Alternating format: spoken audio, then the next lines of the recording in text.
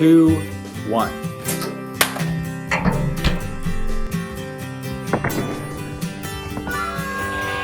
The good news is, after that backdrop, both phones remain fully functional, but the bad news, at least for the Galaxy S9, is its glass is completely shattered, whereas on the iPhone X, the glass back is mostly intact. I mean, it's not in perfect condition, there is this tiny little crack that's tough to show here on the camera, but it's nothing compared to the damage on the S9, and seems to back up Apple's claim of using the strongest glass on the phone, giving it the easy win in round number 1. Round number 2, corner drop. 3, 2, 1. Ooh.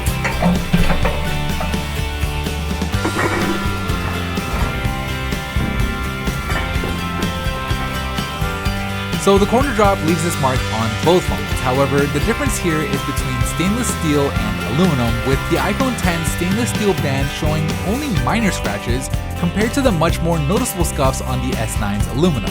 Neither phone has any dents or anything like that, so they both held up well in that regard, but once again, it's an easy win for the iPhone X in round number 2. Round number 3, face drop.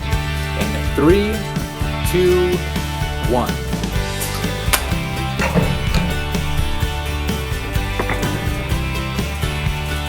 After that face drop, we get an almost opposite result from what we saw in the first round, with the S9's glass remaining fully intact. There's no shattering, there's no cracks, and outside of a few small little scratches, you would never even know that this phone was dropped flat on its face. Now, the iPhone X didn't do too poorly either. Its glass didn't shatter and only suffered cracks along the top left.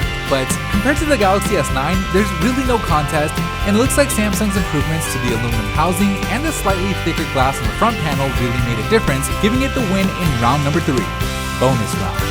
Alright, so this has turned out to be a close one, and with both phones still fully functional after our 10-point inspection, they move on to the bonus round, where we'll drop each phone up to 10 times from just under 5 feet. Last time, it took 5 bonus drops before the iPhone X's home gesture stopped working, and while the phone's other features still technically remained functional, not being able to use a gesture that is needed to literally unlock the phone forced us to throw in the towel. Let's see if the Galaxy S9 Plus can do any better.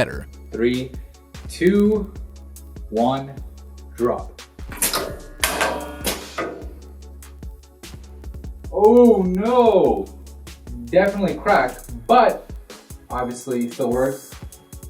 Camera, ooh, that front facing camera, the selfie cam, that is, that's really not usable. It's super cracked right there.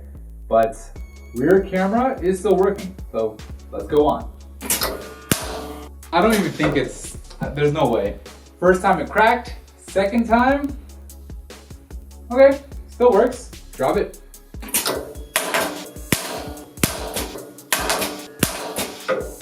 I feel like it just gets louder and louder. The glass all over the platform. Screen still, Bixby, no. Screen still works. So some dimples in the screen right over here. Really bad shattering up across the top. I bet you the selfie cam just doesn't even work at all. Ooh. Okay, look at that. It won't even switch to the selfie cam. That's interesting. So selfie cam is bad. And I can't even switch. So at this point, I think the cameras are gone. Let's see if we can dial. 911. Okay, so that still works. I still hear the speakerphone working. So we will go on, but it's pretty damn close to death. And drop it. All right, did it survive 10? Did it do it? I don't know. Yep, touchscreen is still good to go. I can lock it and unlock it, which not all phones can do. And while I can't go into the camera, I could dial 911, which is, pretty important.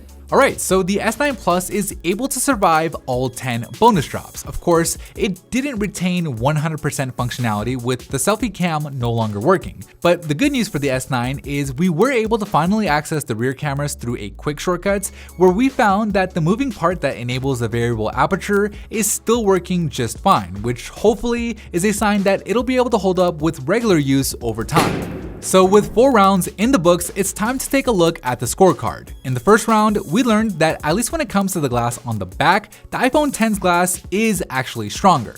In the second, the iPhone X stainless steel outshines the S9's aluminum. In the third, Samsung's work on that aluminum and the thicker glass paid off big time. And finally, in the fourth, the S9 proves that it can get hit and keep on going for longer, making this a close one, but a hard-earned victory for the Galaxy S9 Plus. Anyways, that is it for me in this video. Thank you guys for watching, and as always, I'll see you in the very next episode.